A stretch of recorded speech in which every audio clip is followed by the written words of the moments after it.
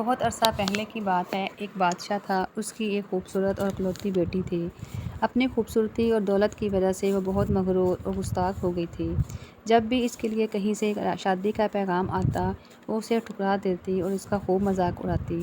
ایک دن بادشاہ نے ایک بڑی دعوت کی اور اس میں شہزادی سے شادی کرنے والے تمام امیدواروں کو بلایا۔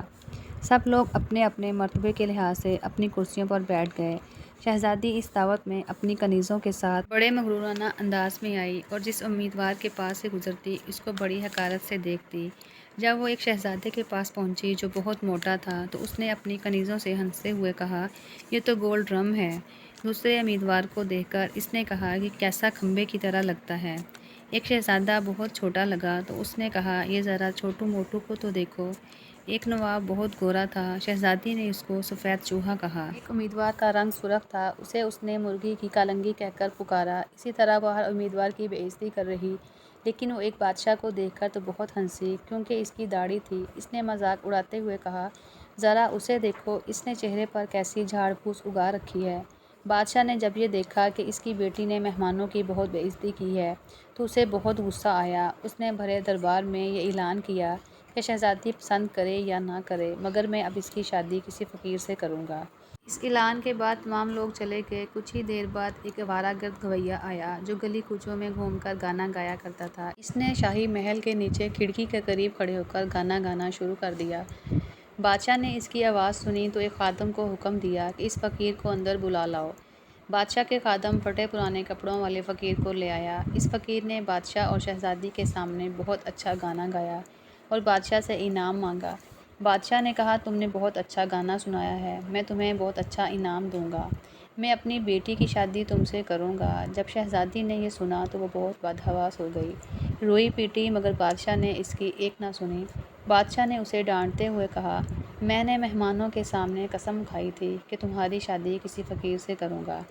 اب میں وہ قسم پوری کر رہا ہوں۔ یہ کہہ کر بادشاہ نے قاضی کو بلایا اور مغرور شہزادی کی شادی آوارہ گرد گویے کے ساتھ کر دی اور پھر حکم دیا کہ تم اپنے شوہر کے ساتھ جانے کی تیاری کرو۔ شہزادی روتی پیٹتی فقیر کے ساتھ چل دی۔ راستے میں وہ ایک شکارگاہ سے گزرے۔ اتنی بڑی شکارگاہ کو دیکھ کر وہ حیران رہ گئی۔ اس نے فقیر سے پوچھا، یہ شکارگاہ کس کی ہے؟ میں نے سنا ہے کہ تم نے ایک داڑھی والے بادشاہ کا مذاق اڑایا تھا، یہ شکارگاہ اسی کی ہے۔ اگر تم اس سے شادی کر لیتی یہ تو تمہاری ملکیت ہو جاتی۔ فقیر نے جواب دیا، آہ، یہ میں نے کیا کہا؟ اس نے ٹھنڈی سانس لے کر کہا۔ اس کے بعد وہ بہت خوبصورت باغوں میں پہنچے۔ ان کو دیکھ کر شہزادی نے پھر پوچھا، یہ کس کے باغ ہیں؟ فقیر نے کہا، یہ باغ بھی اسی داڑھی والے کے ہیں۔ فقیر نے آہستہ سے کہا۔ شہزادی نے افسوس بھرے لہجے میں کہا، میں بھی کتنی بد نصیب ہوں۔ میں نے بہت بڑی غلطی کی، کاش میں اس سے شادی کر لیتی۔ اس نے پچھتاتے ہوئے کہا۔ فقیر شوہر نے ناراض ہوتے ہوئے کہا، مجھے اس سے کوئی مطلب نہیں مگر تم میرے ہوتے ہوئے دوسرے مرد کی بات کیوں کر رہی ہو؟ کیا مجھ میں کوئی کمی ہے؟ اس طرح کی باتیں کرتے ہوئے وہ ایک چھوٹی سی جھونپڑی کے قریب پہنچے۔ کیسی بدنما چھوٹی سی جھونپڑی ہے، یہ کس کی ہے؟ شہزادی نے پوچھا۔ یہ میرا گھر ہے اور یہ وہی جگہ ہے جہاں ہمیں زندگی گزارنی ہے۔ تمہارے نوکر کہاں ہیں؟ ہمیں نوکروں سے کیا کام، تم ہر کام کر سکتی ہو۔ اب آگ جلاؤ اور میرے لیے کھانا پکاؤ۔ میں بہت تھک گیا ہوں، فقیر نے کہا۔ چونکہ شہزادی کو کھانا پکانا نہ آتا تھا اس لیے فقیر نے اس کی مدد کی اور کچھ دیر بعد انہوں نے الٹا سیدھا کھانا پکا کر کھا لیا اور سو گئے۔ دوسری صبح فقیر نے اسے جگایا اور گھر صاف کرنے اور دوسرے کام کرنے کو کہا۔ شہزادی تمام دن کام کرتی رہی، اوپر سے جلی کٹی باتیں بھی سنتی رہی مگر صبر کے سوا کوئی چارہ نہ تھا۔ اس طرح انہوں نے کچھ دن گزارے، پھر ایسا وقت آیا کہ ان کے پاس کھانے تک کے لیے کچھ نہ رہا۔ ایک دن فقیر نے کہا، میں نے جو کچھ کمایا تھا سب خرچ ہو گیا، اب تمہارے کمانے کی باری ہے۔ میں تمہیں بیت لا کر دیتا ہوں، تم اس سے ٹوکریاں بن لینا۔ وہ یہ کہہ کر جنگل گیا اور بیت کاٹ کر لے آیا۔ شہزادی نے ٹوکریاں بننا شروع کر دیں۔ اس نے پہلے کوئی ایسا محنت کا کام نہیں کیا تھا اس لیے اس کی انگلیاں زخمی ہو گئیں اور ان سے خون بہنے لگا۔ یہ دیکھ کر اس کے شوہر نے کہا، میرا خیال ہے یہ کام تم نہیں کر سکتی، میں تمہیں کچھ سوت لا کر دیتا ہوں، اس سے کپڑا بن لینا۔ مگر وہ یہ بھی نہ کر سکی۔ فقیر نے کہا، تم تو میرے لیے بالکل بیکار ہو، تم کوئی کام نہیں کر سکتی، تم سے شادی کر کے مجھے بڑا نقصان ہوا ہے۔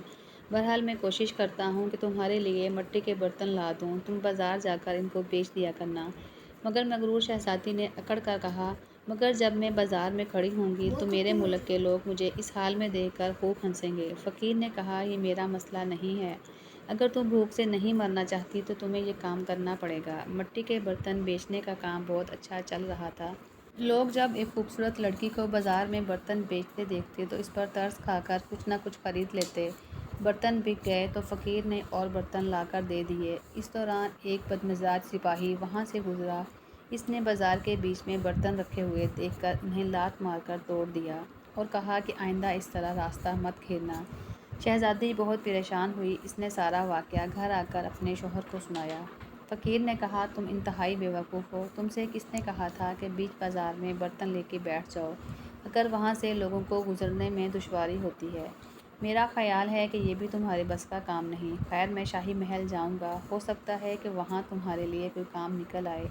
یہ کہہ کر وہ شاہی محل روانہ ہو گیا۔ شام کو فقیر نے واپس آ کر کہا، شاہی محل میں تمہارے لیے مددگار باورچن کی جگہ مل گئی ہے، اب کم از کم ہمیں کھانا کھانے کو تو مل جایا کرے گا۔ اور اس طرح مغرور شہزادی ایک مددگار باورچن بن گئی۔ وہ ہر روز صبح سے شام تک باورچی خانے کے سارے کام کرتی اور شام کو لوگوں کے آگے کا بچا ہوا کھانا لے کر گھر آ جاتی اور اس طرح دونوں میاں بیوی کا گزارا ہو جاتا۔ محل میں آئے ہوئے اسے کچھ ہی دن گزرے تھے کہ اس نے سنا کہ محل میں کوئی شادی کی تقریب ہونے والی ہے۔ مقررہ دن چند مہمان آنا شروع ہوئے۔ وہ باورچی خانے کی کھڑکی سے انہیں دیکھ رہی تھی اور ہر طرف بڑی شان و شوکت اور دھوم دھام نظر آ رہی تھی۔ لیکن شہزادی اپنی قسمت پر آنسو بہا رہی تھی اور اپنے غرور اور تکبر اور بے وقوفی پر پچھتا رہی تھی۔ اسی دوران کچھ خادمائیں آئیں۔ انہوں نے اس کو بہت سارے مزیدار کھانے دیے جو اس نے ٹوکری میں رکھ لیے اور گھر کی طرف چل پڑی۔ ابھی وہ محل کے دروازے سے گزر رہی تھی کہ اچانک بہت ہی زرق برق لباس والے ایک شاندار اور خوبصورت شخص نے اس کا راستہ روک لیا۔ شہزادی نے نگاہ اٹھا کر دیکھا کہ وہی داڑھی والا بادشاہ تھا جس کا اس نے خوب مذاق اڑایا تھا۔ وہ خوف اور شرم سے کانپنے لگی۔ بادشاہ اسے لے کر ہال پہنچا۔ اتنے سارے لوگوں کو دیکھ کر اسے اپنے آپ پر قابو نہ رہا اور گھبراہٹ میں ٹوکری اس کے ہاتھ سے گر گئی اور اس میں سے کھانا نکل کر چاروں طرف بکھر گیا۔ تمام درباری ہنسنے لگے۔ شہزادی کا یہ حال تھا کہ کسی طرح زمین پھٹ جاتی اور وہ اس میں سما جاتی۔ اس نے جھٹکے سے اپنا ہاتھ چھڑا لیا۔ وہ بھاگنا چاہتی تھی کہ بادشاہ نے لپک کر اسے دوبارہ پکڑ لیا اور بڑی نرمی سے بولا، ڈرو مت، کیا تم مجھے نہیں پہچانتی؟ میں وہی آوارہ گرد گویا ہوں جو تمہارے ساتھ جھونپڑی میں رہتا ہے۔ میں وہی سپاہی ہوں جس نے تمہارے برتن توڑ دیے تھے۔ یہ سب کچھ میں نے اس لیے کیا تھا کہ میں تمہیں پسند کرتا تھا اور تم سے شادی کرنا چاہتا تھا۔ اب تمہارے غرور کا علاج ہو چکا ہے اور تمہیں اچھا سبق مل گیا ہے۔ پچھلی باتوں کو بھول جاؤ۔ دیکھو، آج ہماری شادی کی تقریب ہو رہی ہے۔ اسی وقت کنیزیں آئیں اور اسے اپنے ساتھ لے گئیں۔ شہزادی کو نہلا دھلا کر دلہن کا لباس پہنایا گیا۔ جب وہ دوبارہ حال میں آئی تو دیکھا کہ اس کے والدین اور اس کے رشتہ دار بھی وہاں موجود ہیں۔ سب لوگوں نے اسے مبارکباد دی۔ اب شہزادی بدل چکی تھی۔ اس کا غرور، اکڑ اور دوسروں سے نفرت ختم ہو چکی تھی۔ اس نے زندہ رہنے کا ڈھنگ سیکھ لیا تھا۔